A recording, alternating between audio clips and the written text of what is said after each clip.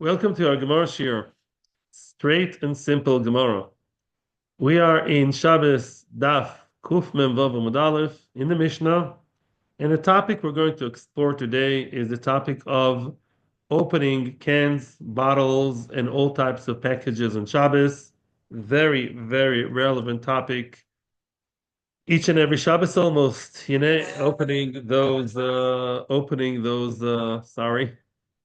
those Bisley Bamba bags or the snack bags and soda cans, Coke cans. Is it allowed, not allowed, etc. Our shiur is not a halacha shiur per se, not at all.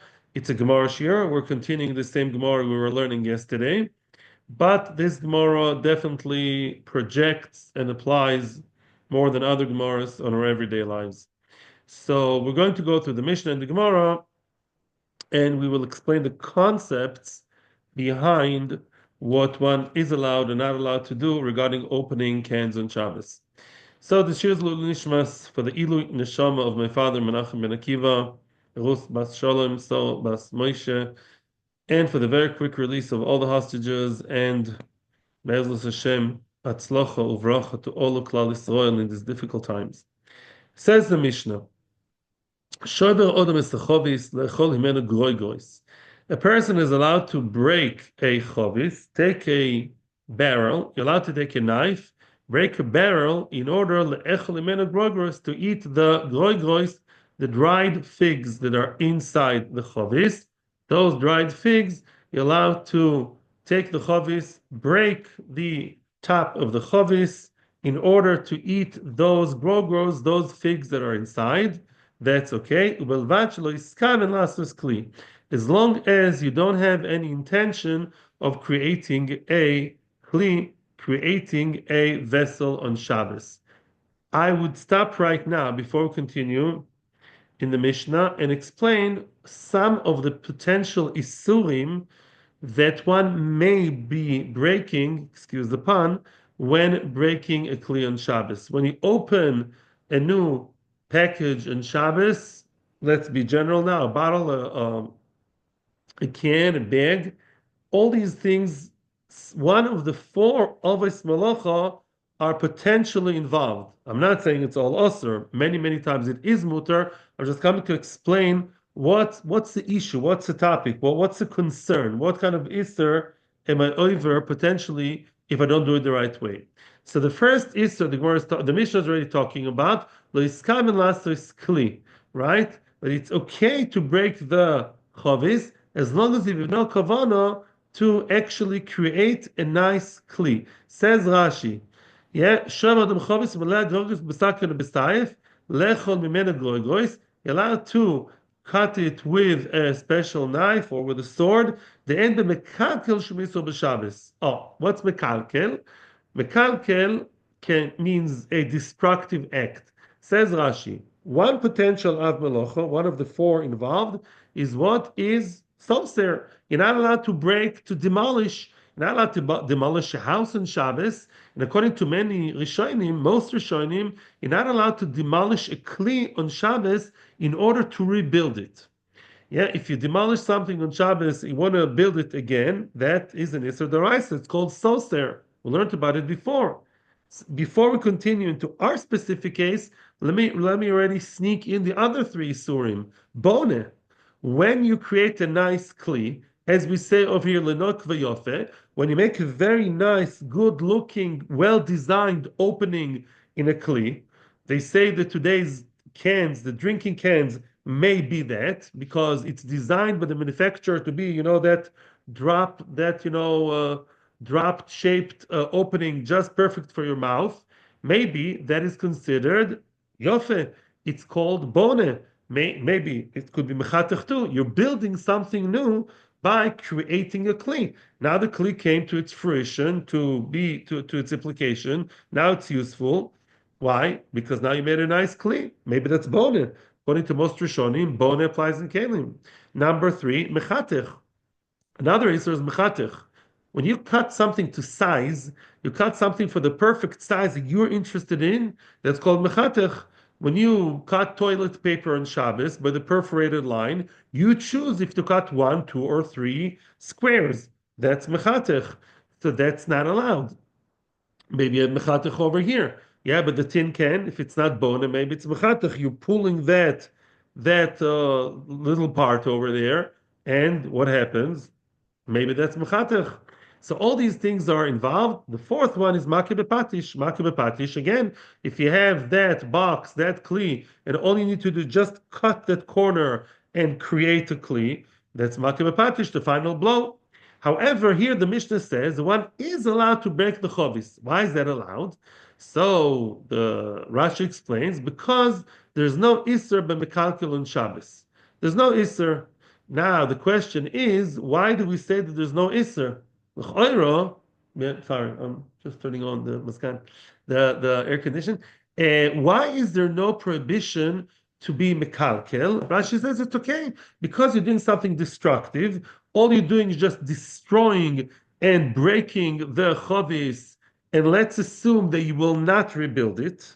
Yeah, think I'm opening the Bisley Bamba or whichever American or British snack you have, or the potato chips, yeah, the lay chips. You open it on Shabbos and you tear it apart, and let's ignore the other issurim. And I'm destroying it. I'm destroying the package, and eventually I'm going to throw it in the garbage. I have no thoughts of reattaching it or stitching back that Bisley bag. Therefore, that's called mekalkel, and it's okay. Now, the Ran asks on Rashi, what do you mean? What do you mean it's okay? It says in the Mishnah, the famous Mishnah, Daf Kuf Heyomud Beis, Kol Mekalkelin Pturin. Pturin means that you're not chayev, but it's not allowed. So why are you saying here that it's allowed? So here says the Ran, it's only allowed l'tzorich Shabbos. In other words, you cannot tear things on Shabbos and destroy. Yeah, let's say you want to open a bag of something that's not tzorich Shabbos. That's not allowed. Your bisli, your bamba, your potato chips, whatever, whichever ones, yeah, those are the need of Shabbos. You want to eat. One could argue also a magazine. Let's say you want to tear the paper of the magazines nowadays that come in a nylon bag, and you want to tear the nylon bag because you feel it's a Tzarech Shabbos to read the Divrei Torah in the magazine or other inspirational information. That's another question about newspapers and Shabbos. Then we'd say that's called Tzarech Shabbos. So says the Ran. We're in the Mishnah, but today we're diving deep rather than going far.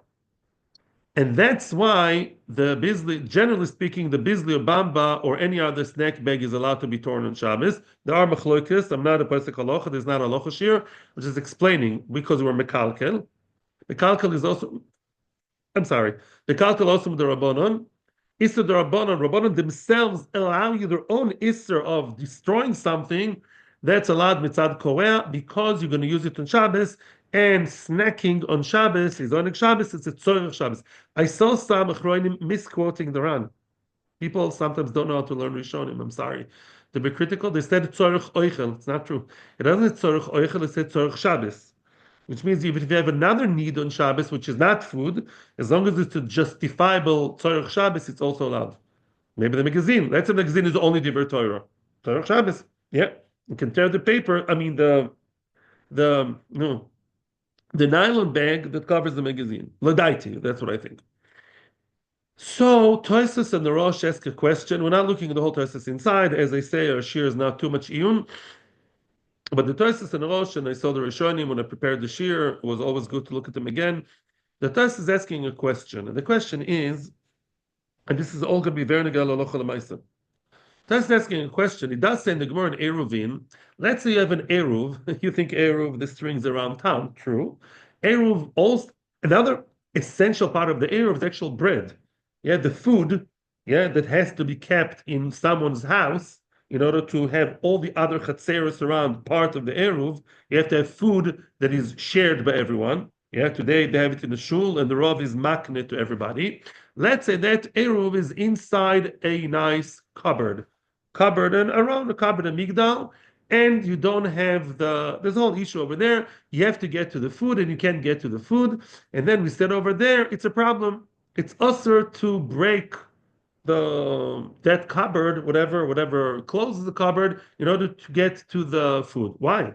If you're telling me that soster in a way of kilkul is only also the rabbanon, and rabbanon allow you to destroy in our case, the chovis, the barrel, or 2025 to tear the Bisley bag, the Bamba bag.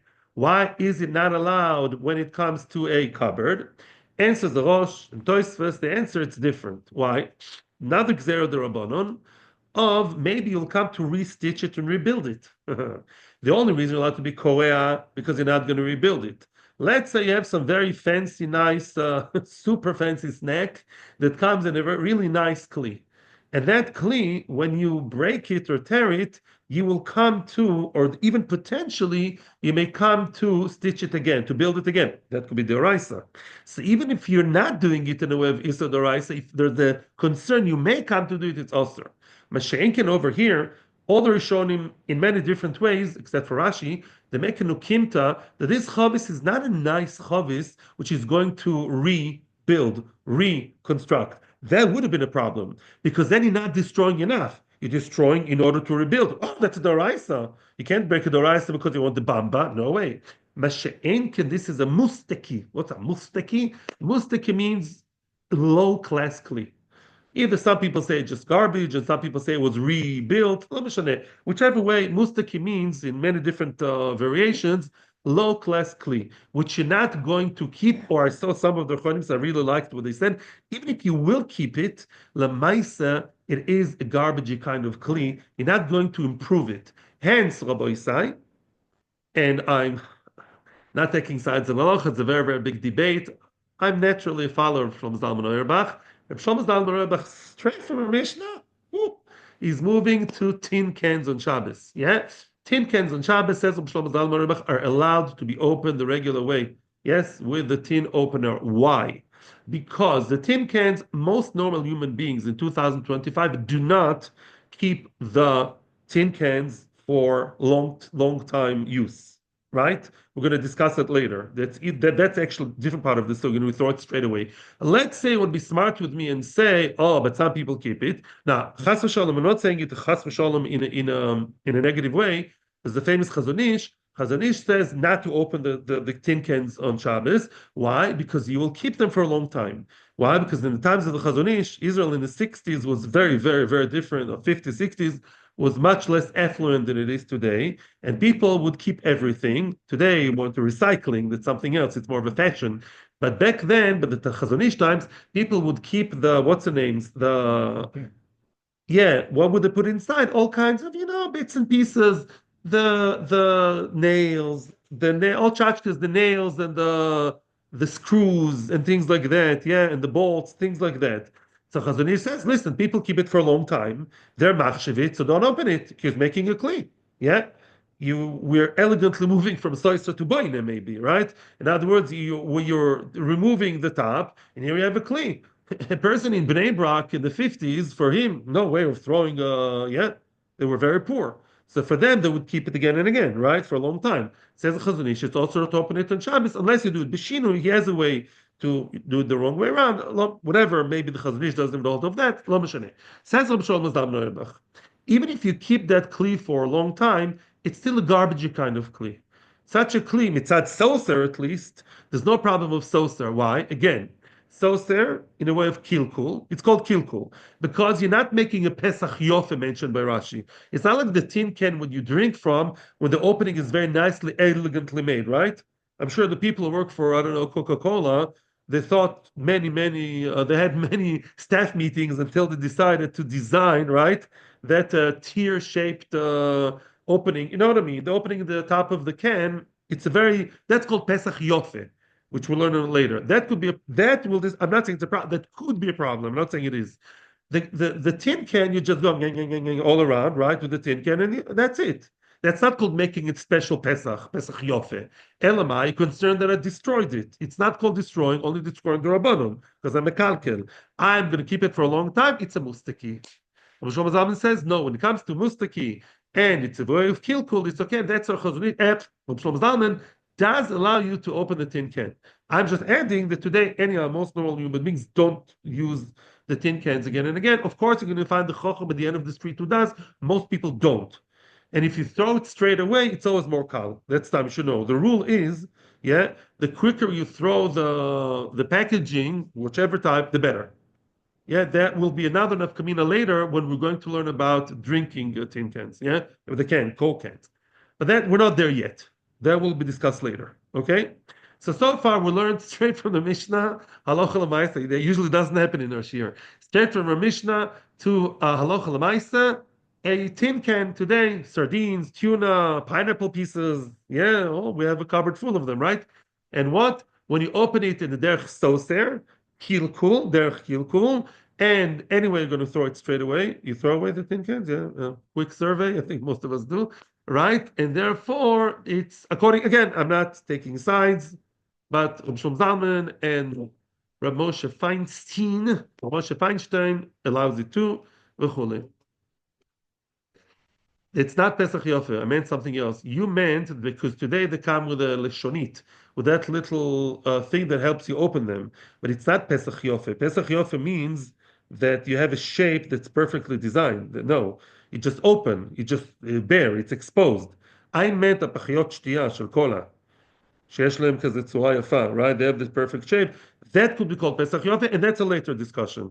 I promise I'll discuss it today tomorrow. Yes, Jason. You're gonna say like an aluminum type of can that you open on the top that has like that, when you pull it up, it pushes it down to open it. That's more of the issue. No, I'm not saying that. Okay. No, that's not an issue. It's still not called Pesach Yof. It's tam open. I mean the the cans that are for drinking. That's what I'm talking about. No, the drinking ones, yes. I'm sorry, misunderstood you. I misunderstood you. I'm sorry. No, I'm saying, but the regular tin cans for food, right? Even the ones that have that extra piece, the opening piece, it's still not Pesach Yof. They're just open. They're not designed. Like a can of Coca-Cola. You could claim it's called mechatech. Shlomo Zalman says, I'm getting carried away here against my will, that the reason why, and the machlokes, here we have another machlokes. What happens if the factory, that's your question, Akiva, my dear neighbor, you are talking about the more modern tin cans, which exist in this country, and they are, one second, I don't know. Okay, I'm sorry. You're talking about the tin cans. What are they? They are, when you open them, there's a perfect perforation all around, right? In other words, you follow a line that was made by what's his name? By, okay. You have a line that was created. Okay, you have a line that was created by the factory. That's what you mean, right, Akiva? In other words, the old style tin cans, you just go to the tin opener and it's really ugly. It's all ragged and zigzag. But today they have nicer tin cans. You open with that little piece, yeah, whatever, that thing, and then it makes a perfectly shaped circle designed by the factory. Maybe that's mechatech, because I'm cutting to specific size. That's mechlokas of Shlomo Zalman Auerbach and Rav Elyashiv. Rav Elyashiv says it could be mechatech. I don't know what he would say about those tin cans. Maybe he would answer them. I'll compare another psak of his. Rabbi Shlomo Zalman says it's okay. Why? Mechatech means when I'm cutting to my size. I prefer 1/2/3. If all I'm cutting is I want to get to the food, the factory forced me to have that line. I just want to get to the food. I'm not trying to cut a special design. Yeah, like you get what I'm saying. Let's say I have 3 or 4 pictures on newspaper, and I'm choosing to cut just one face out of the whole picture by 1 millimeter by 2 centimeters. That's a problem. Why? Because I'm cutting to my choice. But if it's just made by the factory that way, and I'm trying to get to the food, and in order to get that, I have to just open a perfectly shaped tzura, then it's okay. According to Shlomo Zalman, that's why Shlomo Zalman also allows you to tear, the yogurts in this country, they come like 4, 6, 8 all together, the yogurts, and you can cut one as long as you don't cut the letters. According to Shlomo Zalman, you're allowed to cut 1 out of 3 or 4. Why? Maybe it's mechatech. Rav Elyashiv says it is, and when people refrain from it, Rabbi Shlomo Zalman says it's perfectly okay for the same reason. I'm just trying to get to my food, and I'm taking 1 out of the 4. But I'm not trying to create a tzura, to create a shape. Yeah? 1 second, please. Okay. Anyway, I'm a big follower of Rabbi Zalman, so that's what you're hearing in this year. You go to other shiurim, you'll get more chumras, you'll enjoy yourselves. Sorry, what? נייר טואלט זה יותר בעיה בגלל ששמה no, right. No, no, no. The toilet paper, I get this question also online here. Thank you for whoever is asking. Toilet paper is your choice because the company itself is giving you a choice of two, one or two or three. And the reason why cutting to different sizes is to your preference. I'm not trying to get to yogurt and just grabbing one out of a few. I'm trying to cut my perfectly sized toilet paper according to the size of my nose or whatever that is, or however much saliva I have. So then I'm choosing one or two or three. That's why they say if you're really stuck in the toilet, excuse me for getting to the issue, what you can do is cut it without discriminating between the boxes. Yeah, that's the way. Again, I'm not a Pesach halacha. Ask your rabbi. I'm not your rabbi. I hope for you. But lamaisa, you can go with your elbow and cut b'shinui and just close your eyes and just don't care if you get 2 or 6 or 15 and manage. Yeah, because then you're not mechatech. Otherwise, it is your choice. The shake and the yogurt, I'm not dafka trying. I'm not trying to cut 1 or 4. I'm trying to eat the yogurt that's one. I'm on a diet. I'm not eating all 4 yogurts. There's more to say about it, but it's not so much issue right now. I knew it's going to be a very heated shiur with a lot of questions. It's not a question. No, no, it's Yeah. okay. I'm welcoming questions. It's fine. We're not in North Korea right now. Yeah. When we use the term Yeah. cut to our Anglo speakers, to me, it like envisions using scissors. I think what you're No, talking no, no. about I'm is sorry. I'm tearing. Okay. Thank you for your horror. Okay, here. When I say cutting, I don't need dafka cutting with scissors. Could be cutting with your hands, which you would call tearing. I don't call it tearing, but you're right. I call tearing something more, less planned. Yeah, tearing by size is what I call cutting. It's called mechatich. Okay. Halacha mechatich is cutting. I accept. Thank you for your horror. Weiter.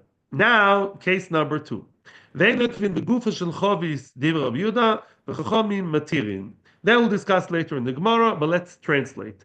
Begufa shel chovis is the top of the chovis, meaning the lid. The chovis has a lid, yeah. You're not allowed to make a hole, a perforation on the top of the chovis, says Rabbi Yehuda. Why? You're creating an opening.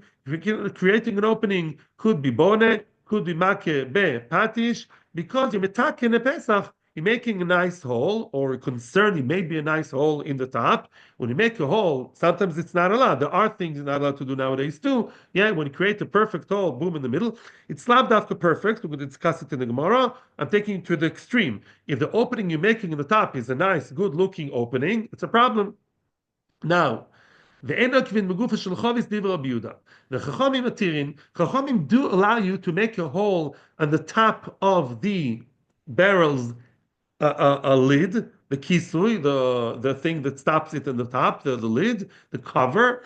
Chachamim do allow it because that's not the way of making a Pesach. We're going to discuss it in the Gemara. I'll just give you a hint. The concept is people usually don't do it that way because they're scared that all types of, all kinds of bugs may fall through into the wine or the grogros. That's why the top is not the preferred place. So it's in a matter of shinui. It's not called a Pesach yofe. Yeah, it's not a good perfection of Pesach to be called boine or makiv patish. It's a clumsy way of getting the wine out. So it's allowed again, but they'll discuss later. No question on that right now. That's where they allow it. V'lo kvena metzida. Everyone agrees, though, to be noikev from the side of the megufa. The megufa is a lid that has some width to it on the sides. It has girth, and all around there is width. And don't puncture it from the side, because the side, there are no bugs who come from the side, much, much less. They're not falling from the ceiling, right?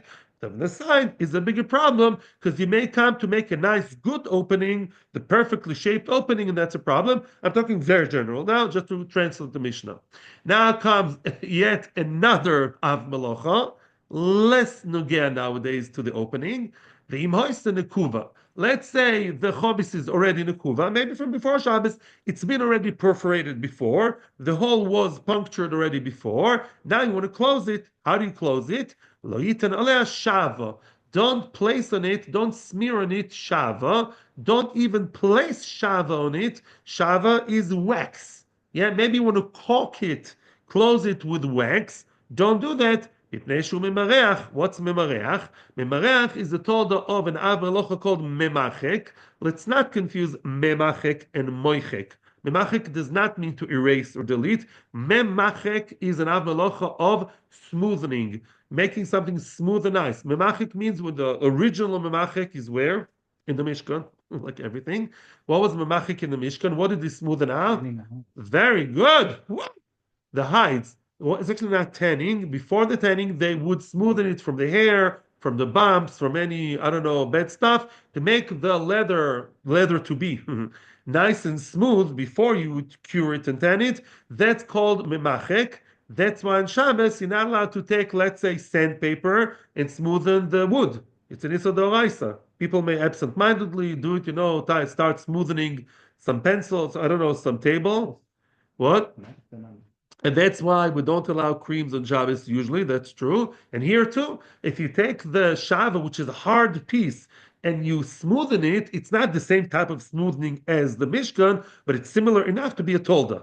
Yeah, memareach is a tolda memachik. It's not the same thing, but you have something, a blob, a hard kind of, a blob, and you move it and you flatten it, making it smoother and smoother. That's called, you smoothen it over to make it flat and actually be absorbed in the other surface. That's memareach, memachik slash memareach. Rabbi Yehuda comes to assert what we're saying. Yeah, and he says as a support, there was a story like that of a person who placed some shava on the chovis in the land of Arabia, and Rabbi Yochanan ben Zakkai was in Arabia, or he heard the tshuva. The Omar Chashan al Michatas. Rabbi Yochanan ben Zakkai said, if you place the shava there, even if you're not mechaven to smoothen, you may come to smoothen. If you will not just place it, you'll come to place it and then just kind of make it nicey all over to make it nice and round. There is a concern you may come to Yisur Chiyuv Chatas, imamish memarech. So even if if you don't mean to do memarech, but you may come to do it, it's a chashash chas v'shalom chatas. Zog the Gemara. The first part of the Gemara actually does not discuss any of what we spoke about before. And by the way, I just want to prepare you. I did promise you, and don't let me forget it, either today or tomorrow, we're going to discuss the drinking cans. And just to remind you, the drinking cans, the drink cans, the liquids may be worse. Why? It's a Pesach Yofe, which the Mishnah said not to do, right? Even with a mustaki. Yeah, don't make a nice petach. So even if your drink can, how long do you keep the drinking can for? 1 day, 2 days, the gas goes out. Yeah, how long is it in the fridge? A day, two? I don't know. Yeah, so maybe it's a mustaki, but even though the mustaki, we said not to make a nice petach because that's mamish bone. To be sauce and mekalkel, fine. It's mekalkel only the rabbanon, and it's mustaki, and it's a need three conditions. Mekalkel, you need it for Shabbos, yeah. You need it for Shabbos, not after Shabbos. And not some nonsense. You need it real need of Shabbos. And it's a mustaki, low class kind of kli. Nobody uses those stupid tin cans. That's why it's allowed. Okay? The problem is, even with all these conditions, looks like when you make a petach yofe, said the Mishnah, you're not allowed to do it, right? When you make a good petach. The question is, even if it's not mechatech, you're following everything. Even if Rav Shlomo Zalman is right, and mechatech is not the issue because it's prepared by the factory, it's still a very nice petach. Wow, look perfect, yeah, just a perfect shaped, designed by the geniuses of Coca-Cola or whoever designed it, yeah. And therefore, we're going to see later that issue will come back later whether you are allowed and not allowed to open your tin can, your Coke can on Shabbos, yeah? Hopefully we'll finish the sugi before Shabbos, you know what to do on Shabbos, yeah? So now, Zak the Gemara. But the Gemara now will discuss a different issue of muktzeh. Amar Boishia, says Boishia, Lo ishna ela drusos. Remember the Mishnah spoke about a very interesting case. What's inside the chovis that the Mishnah uses as an example? What's there? Groigrois. What are groigrois? We said groigrois is what? Dried figs. Yeah? Those dried figs, you're only allowed to take a knife, in order to cut the chodis that has your beheading, the chodis with the grogros inside. That's only true if they are drusos. Drusos means what? They are compressed together. Aval mefuradois loy. If those figs are separate, each one is separate from the other, then you're not allowed to take the knife to cut the barrel. One would ask, Rebbeinu de Kulalma, what's the difference? The difference is as follows. Knives are usually normally used for what? For cutting food, right? But when you talk about cutting a kli, normally you don't cut the kli, You don't cut even today, right? Usually, you don't cut your. Maybe some people do. I don't know. Yeah, sometimes today they do use scissors for that. I don't know. You don't take a knife in order to cut a kli. Yeah, to cut your I don't know your tin can. I don't know something. You don't cut it with a knife, right? Maybe something else. So the knife is not miyuchet for cutting the chovis. That's not the derech. So if you want to take the knife and use it for cutting, the what's his name, the chovis has to take a piggyback, take a ride over the grogros. Let me explain. The knife itself is meant for what? Cutting grogros. Very nice. When they're compressed, when the grogros are compressed all hard together, they're all one big fig cake. There's a thing today also called fig cake. It's all the figs are like caked and compressed together. They're hard. I saw one in Spain. I was very happy to see that in supermarket because that explained me a lot of the Gemara. You see it, mamish, like a whole disc, a huge circle of many of those pressed together. And you need a hard knife for that. To take a knife for the grogros is okay. Once you take it for the grogros, what's surrounding the grogros? The chovis. Then you also take it to cut the chovis. But if what's inside the chovis does not require cutting, because all the figs are all floating around, you don't need to cut them, then to take the knife, especially just in order to cut the chovis, the barrel, that's not allowed. That's not allowed, right? That's not allowed. I told him to call me 1 o'clock. Today's 1 o'clock lunchtime. Oh, amazing. I love Israelis. I'm also Israeli. Weiter. So now, before, yeah, sorry for that one. Yeah, you caught me in Torah anytime. Now, I'm glad you're laughing. Frag the Gemara umefuodo isloi. Is that so? Is that true? You can't take a regular kitchen knife to cut the what's their names? To cut a barrel that has food that doesn't need cutting? Can't you take a knife in order to cut the barrel? Let's see otherwise, basically. Look at the brisa that seems to contradict that. Rab Shimon Gamliel Oimer, maybe Odom Esachovis Shel Yain. Yain, I think, is what? Wine. Does people cut wine? That's right. No. Yeah. You're allowed to bring a barrel of wine. Umat is roisha b'saif. You can actually behead it. You cut the head of the chavis with a scythe, with a knife, and place it in front of your guest on Shabbos, and it's okay. Wait a second. Last time I checked, people don't cut wine. So why did you bring the knife here to the table? For one and only reason, to do what? To take it in order to cut the barrel. So you are allowed to take a knife in order to cut the barrel. Now, I keep using the term knife because I'm trying to dance here between Rashi and Tosfos, the machlokes here. The Pashup Pshat of the word saif is not knife, right? What's saif in Hebrew? A sword. Oh, a sword is not normally used for any kitchen. A sword is for fencing, not for saif. Yeah, not for, oh. So without going into this machlokes, now we see, without going to that question, we see here one thing clearly. Either we're talking about a regular kitchen knife, and we see that Rabbi Yosha says you're not allowed to take the kitchen knife in order to cut the barrel, and yet you see Rabbi Shimon Gamliel says it is okay. Or even worse, we see that even a sword, or Rashi says a gaz and tardum, an axe, which is used usually for isser, yeah, according to one opinion, you are allowed to take in order to cut the barrel without needing to cut the food itself. So what's going on over here? The Gemara gives a very clear answer, no problem. One easy sentence. Very good. Our Mishnah, Rabbi Nechemia, is known. Where have we seen Rabbi Nechemia? We saw him in Daf, Vav Amud Aleph. We saw him in Daf, Kuf Kaf, Haled Amud Aleph. We saw Rabbi Nechemia all over the place. What's Rabbi Nechemia's famous shita, which we're going to see later? Rabbi Nechemia says, even Kli HaMutar, even a regular kitchen knife, you only allowed to use it for its original purpose that it was created for. Yeah? Let's say I want to take a knife, kitchen knife. That's not muktzeh. Kitchen knife. How much sugar and fruit can you get? Of course, kitchen knife is not muktzeh. According to Nehemiah, are you allowed to take the knife and, with a blunt side, scratch your back? No. No. Scratch your back in a way that's you're not over any other issurim of you're not drawing blood, yeah? You may having a nice scratch, yeah? According to Nehemiah, no. According to Chachamim, yes. Chachamim say, Klishim lachto leheter, do whatever you want with it, right? Says Nehemiah, no. Every kli should only be used for the reason why it was made in China for, or made in somewhere else, the rare occasion. Yeah, In other words, that's the word. That's famous Rabbi Nechemia all over the place. Very good. Mimele Rabbi Nechemia is following his own reason. What do you want from him? Our Mishnah is Rabbi Nechemia. Therefore, what? Normally, knives are not taken to cut the chovis.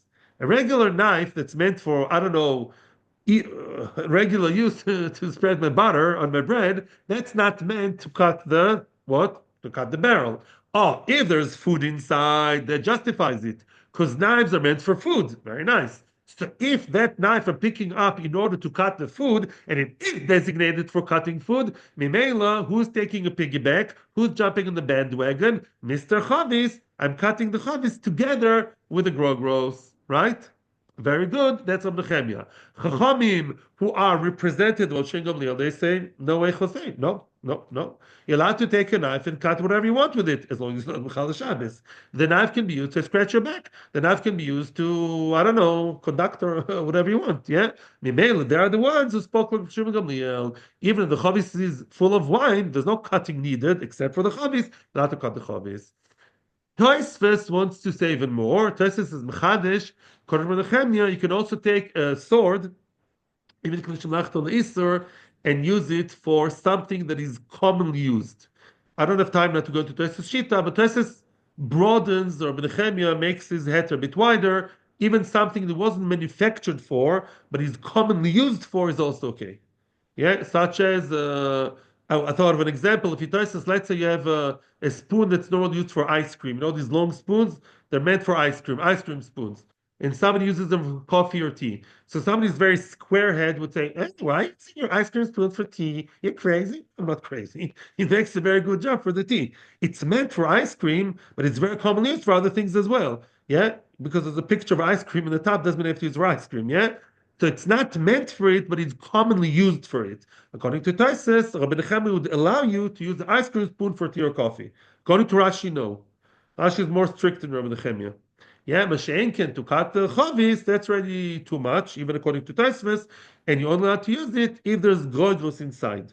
Now, let's just quickly finish, we don't have much time. Frag the Gemara, "My duche da Bersha, look me besnissen Rabbi Nechemia, bedrusois, look me b'mfodas v'rabanon." What made Rabbi Yoshia think that our Mishnah dafka follows Rabbi Nechemia, which is not la halacha, and make a nukimta that it's all compressed and you have to cut the grogros, and that's the only reason you're allowed to bring the knife? Why? Why can't you explain the Mishnah like the mainstream opinion, Rabbanon, and speak about any kind of grogros, even separate ones? Because the halacha opinion is a Rabbanon. Why did you make the Mishnah work like Rabbanon? Says Ravana, Rava says our Mishnah was difficult to Rabbi Yoshia, which made him say what he says. What was the difficulty? Why did the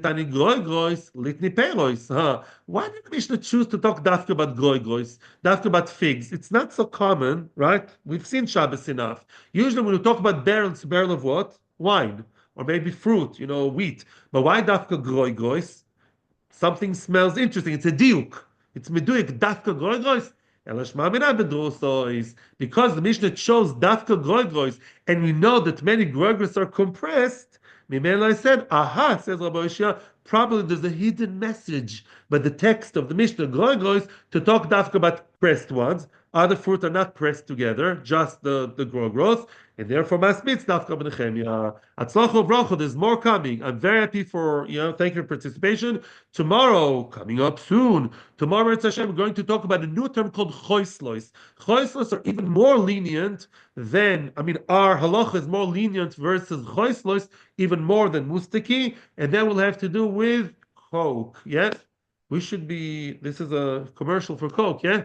Coke is very unhealthy. You shouldn't drink it, by the way. But if you want to, what? Poison, I agree. So if you want your fruit juice and open it on Shabbos, it's allowed with certain conditions. Da-da-da-da.